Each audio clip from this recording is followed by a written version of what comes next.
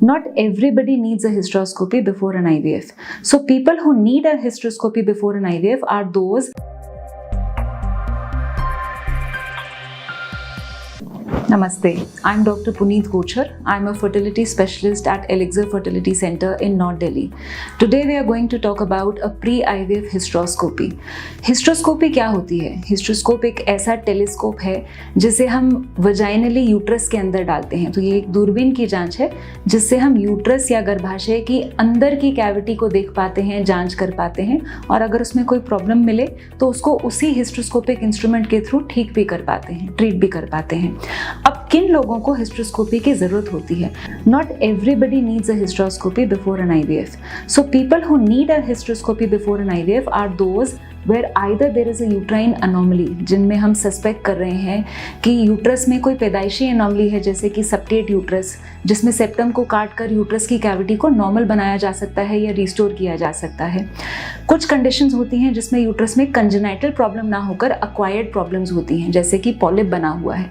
ऐसे केसेस में हिस्ट्रोस्कोप के द्वारा इस पॉलिप को रिमूव किया जाता है।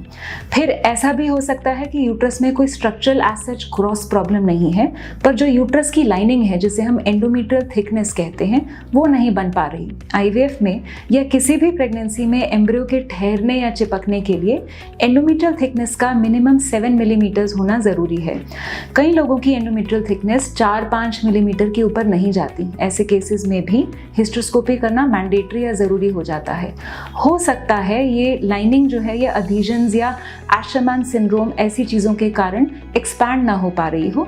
ये हिस्ट्रोस्कोपिकली ट्रीटेबल कंडीशंस हैं। ऐसी कैविटीज़ को खोला जा सकता है, अधीजन्स को रिलीज़ किया जा सकता है, जिनसे कैविटी आगे नॉर्मली बन पाए और प्रेगनेंसी ठहरने में आसानी हो जाए।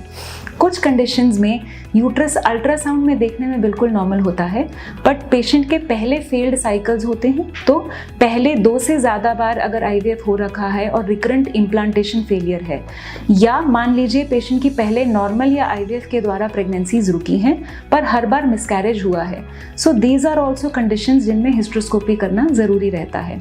Another indication for hysteroscopy is where you are suspecting a problem during an embryo transfer. अगर आपने एक मॉक एम्ब्रियो ट्रांसफर किया और उसमें आपको दिक्कत आई, या आपको लगता है कि पेशेंट में ऐसी कोई कंडीशन है जैसे कि सर्वाइकल फाइब्रॉइड है जो एम्ब्रियो ट्रांसफर करते समय दिक्कत देगा, ऐसे पेशेंट्स में भी पहले एक हिस्ट्रोस्कोपी और मॉकिटी कर लिया जाना चाहिए। तो ये तो रही इंडिकेशंस और हिस्ट्रोस्कोपी में ट्रीटमेंट कैसे किया जा सकता है। हिस्ट्रोस्कोपी में कॉम्प्लिकेशंस क्या होती हैं? कई बार जब हम पेशेंट्स को बताते हैं कि IVF से पहले आपका हिस्ट्रोस्कोपी करना ज़रूरी है, पेशेंट्स डर जाते हैं। पहली चीज़ मैं आपको ये कहना चाहूँगी कि ये कोई बड़ा प्रोसीजर नहीं है। इसके लिए आपको एक्सटेंसिव हॉस्पिटल एडमिशन की ज़रूरत नहीं होती। It is a day care procedure. It can be done both with and without general anesthesia. We normally prefer doing it with GA because उसमें पेशेंट बहुत कंफर्टेबल रहता है। अगर आपका प्रोसीजर जनरल एनेस्थीसिया में होता है, आपको प्रोसीजर से 1 घंटा पहले हम एडमिट करते हैं और लगभग 2 घंटे बाद डिस्चार्ज भी कर देते हैं। So it only requires a very short hospital stay of about 3 to 4 hours. The procedure itself is not a very long procedure. It is usually not associated with significant complications. So procedure से आपको डरने की ज़रूरत नहीं है। ये बहुत ही safe procedure है।